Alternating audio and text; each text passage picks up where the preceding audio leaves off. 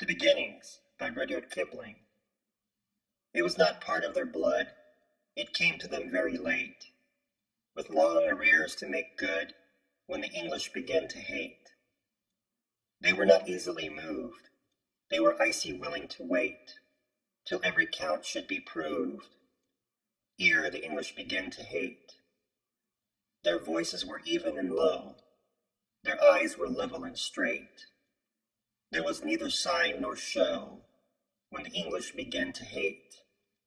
It was not preached to the crowd. It was not taught by the state. No man spoke it aloud when the English began to hate. It was not suddenly bred. It will not swiftly abate through the chill years ahead, when time shall count from the date that the English began to hate. This is my analysis of Kipling's original poem and some speculation as to why it was revised. Rudyard Kipling's poem, The Beginnings, From a Diversity of Creatures, circa 1917, was partly a response to the Great War, perhaps an attempt to express his dislike of Germans at this time. The line, "The English began to hate," repeats throughout the poem, emphasizing that there were some mysterious, inherent, and outside forces and reasons that led to the English beginning to hate. The question also begs, what did the English begin to hate? Perhaps the phrasing was intended to be ambiguous by Kipling. The significance of the imagery in Kipling's original poem creates a picture of rising nationalism in England.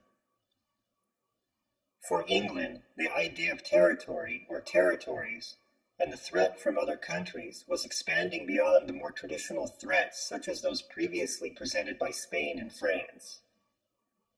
The methods of war had evolved among civilized and respected nations, changing by the end of the Victorian era with the further development of machinery created at the start of the Industrial Revolution and the rise of German engineering, followed by their desire to acquire more territory, thus presenting Germany as a burgeoning imperial superpower.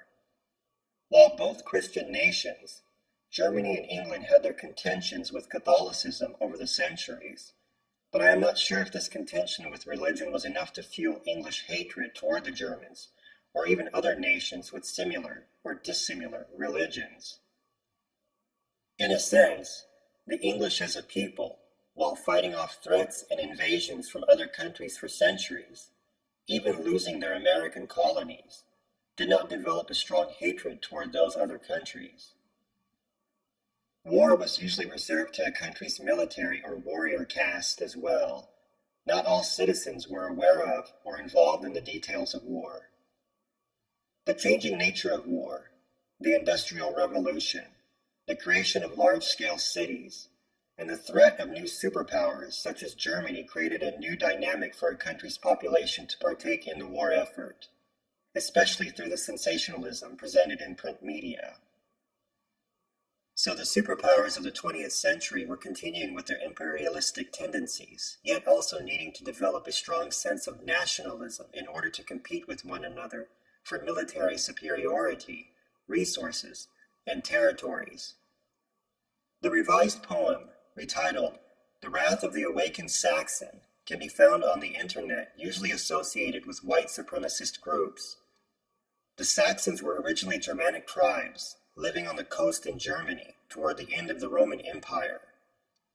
Some Saxons did eventually settle in England, thus producing the combined group known as Anglo-Saxons, which are credited with creating England as a kingdom.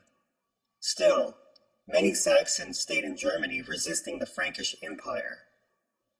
Regarding Kipling's revised poem, the use of the term Saxon, singular, refers to the Germanic tribes and the resistance they showed toward merging or blending with other tribes and groups. The awakened aspect of the revised poem suggests the Saxon tribe, presumably the original Saxon tribe from the northern coast of Germany, becoming aware of impending threats that seek not only to destroy them physically, but also change their heritage and lineage inextricably. So, in a way, this alludes to the awakening spirit of such a tribe-like mentality among these white supremacist groups to defend their heritage and ways of life from encroaching forces. The use of the term Saxon also hints at a time when communities were smaller and more strongly knit together through blood and kinship, as well as extended brotherhood. Perhaps the hate the English began to feel Kipling describes in his original poem was their loss or lack of ethnic and cultural purity, and recognizing how other countries, such as Germany, were displaying it as a sign of superiority, which was a country not striving to unite a kingdom, but instead unite a people. Of course, this last part I am merely speculating, and I could be wrong about it.